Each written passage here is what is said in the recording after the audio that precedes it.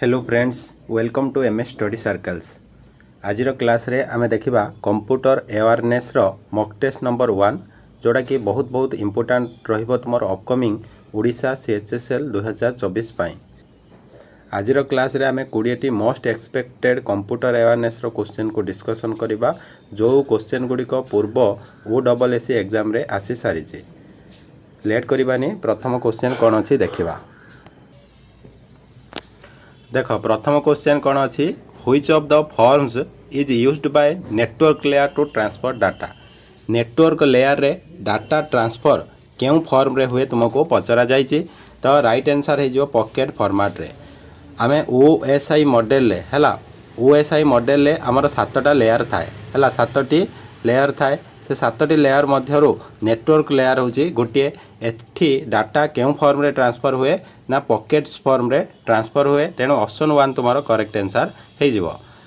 तो देख ये OSI model jar full form होची ओपन सिस्टम इंटरकनेक्शन। एथिरे केतोटी लेयर थाए 7टी लेयर। आ से 7टी लेयर कौन कौन physical layer, data link layer, network layer, transport layer, session layer, presentation layer, application layer हैला। तो ये लेयर रे जो नेटवर्क लेयर अच्छी तो सेठी डाटा क्यों फॉर्म रे ट्रांसफर हुए ना पॉकेट फॉर्म रे ट्रांसफर हुए। क्लियर। नेक्स्ट क्वेश्चन आमे देखिबा। देखो next question the shortcut key to italicise your selected text is.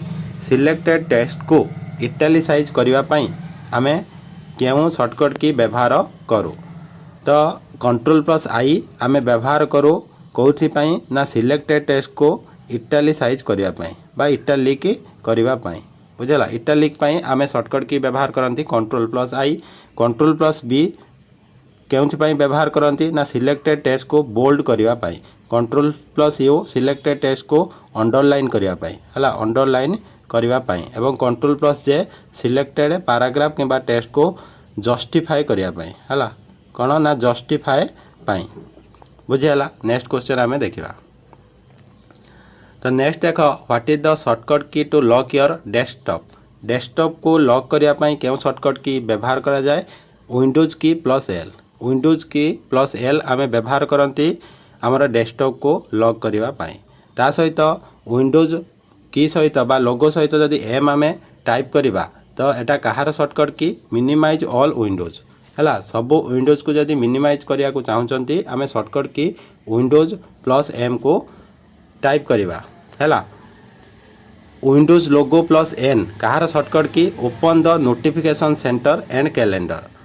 Notification centre आउ कैलेंडर को ओपन करिवार शॉर्टकट की हैला विंडोज लोगो की +N। ता सहित विंडोज लोगो की +K कहार shortcut open cast from quick setting हैला। Open cast from quick setting जार की शॉर्टकट की होची Windows logo key +K। Clear. Next question देखो dividing the physical hard disk memory into logical memory. एटी कौन कहला physical hard disk memory को logical memory रे डिवाइड करने को कौन कहा जाए एको पार्टीशन कहा जाए। कौन कहा जाए पार्टीशन। तेणु ऑप्शन 1 तुमरो करेक्ट आंसर हे जिवो। What is SRAM। तो ये SRAM रो फुल फॉर्म तुमको पचरा जाइए जहाँ को आमे स्टैटिक रैम कहती स्टैटिक रैंडम एक्सेस मेमोरी हैला।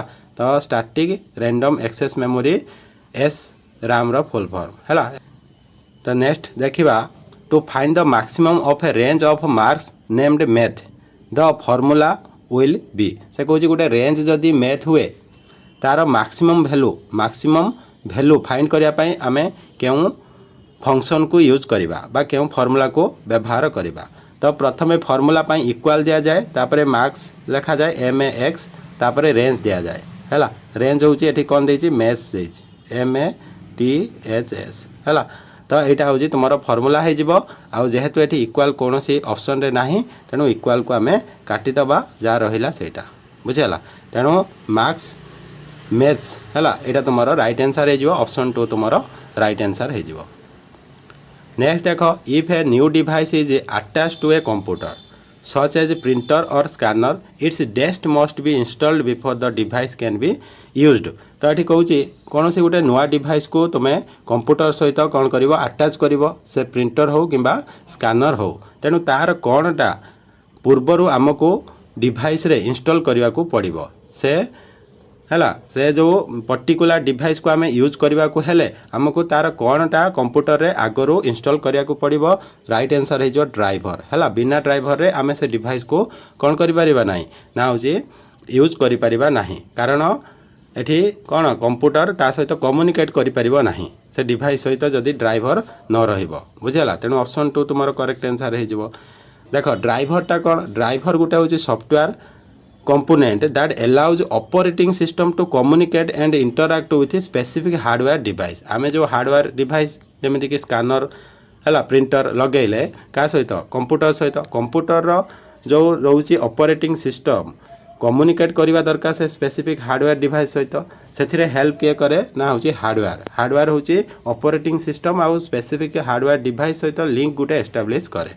है तो नेक्स्ट देख नेक्स्ट क्वेश्चन अच्छी which of the following is a network of computers which are infected by malicious code and control by central controller तो ये कौन कौच which of the following network of computers केउटा गोटे नेटवर्क ऑफ कंप्यूटर जोटा कि infected हो जाए malicious code and control by central controller सेटा हूँ आम कौन कहते बोट नेट बा हूँ रोबोट नेटवर्क है बोट नेट सेटा को कह जाए देख ए बोट नेटा कौन a collection of internet connected devices which में include personal computer server mobile device and internet of thing devices that are infected by malicious code and controlled by central controller बुझीगला तो नेक्स्ट देखा देख malware कौन ना malware is instructive software है instructive software that is design to damage and destroy computer and computer system जोड़ा कि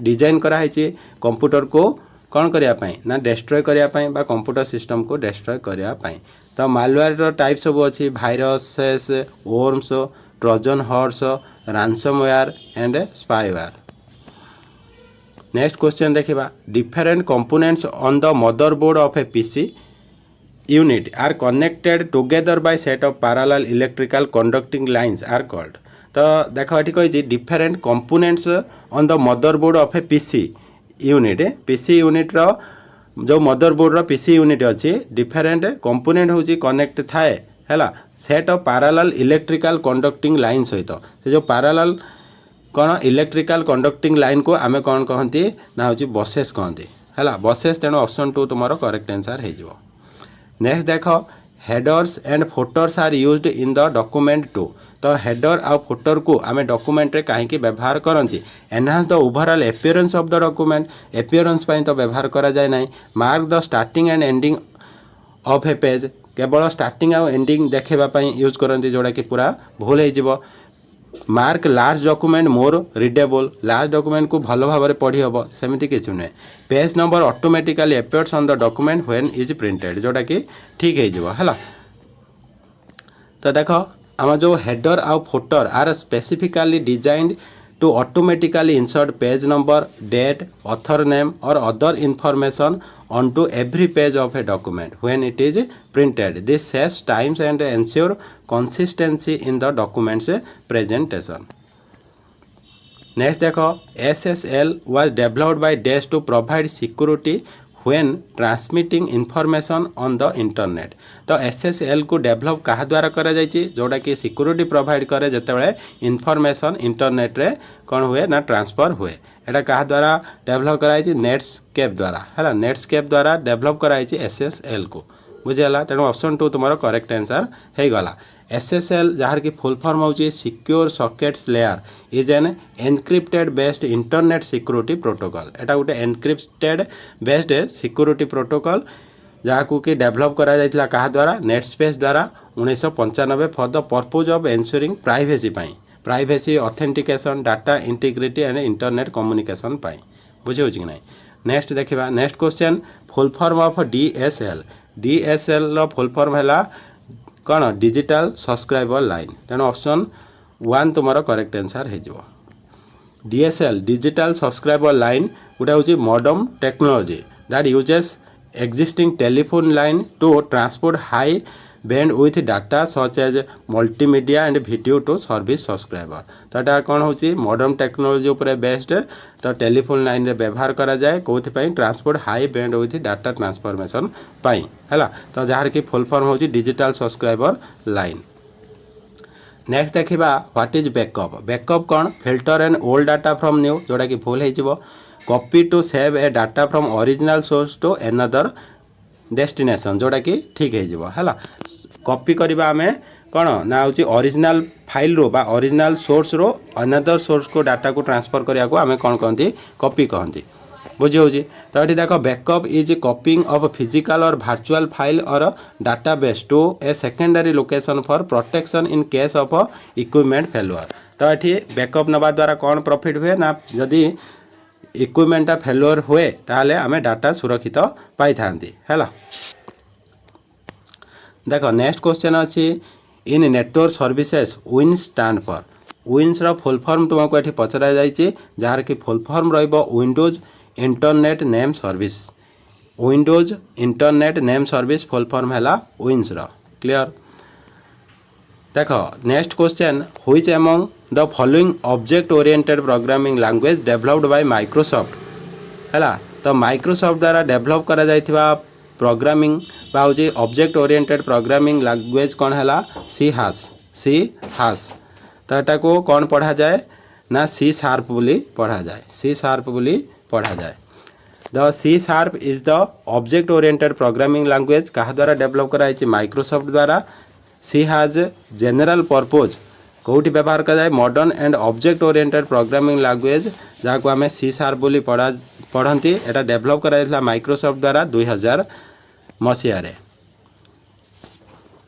next question देखा you can merge the main document with data source in Excel in mail merge operation word is usually है। तो देख एठी जो mail merge रे word किसी यूज करा जाए मेल मर्ज पाई तुमर क्लाइंट रो आवश्यकता पड़े है। क्लाइंट जोटा कि ऑप्शन 3 तुम करेक्ट आंसर हो। तो ये क्लाइंट कहले कौन बुझ क्लाइंट देख क्लाइंट हूँ the program that initiates the communication and request data from the server. Client कौन कर रिक्वेस्ट कर डाटा क्या पाखर सोर्स पाखर बा सर्वर पाखर है। What is called the starting of on operating system. What is called starting of on operating system जोड़ा कि आम कौन कहती बोटिंग कहती है। बोटिंग कहती है। तो ऑप्शन 4 तुम्हारा करेक्ट आंसर हो। देख बोटिंग कौन ना हूँ the action of a computer to load an operating system into the computer's main memory is called boating.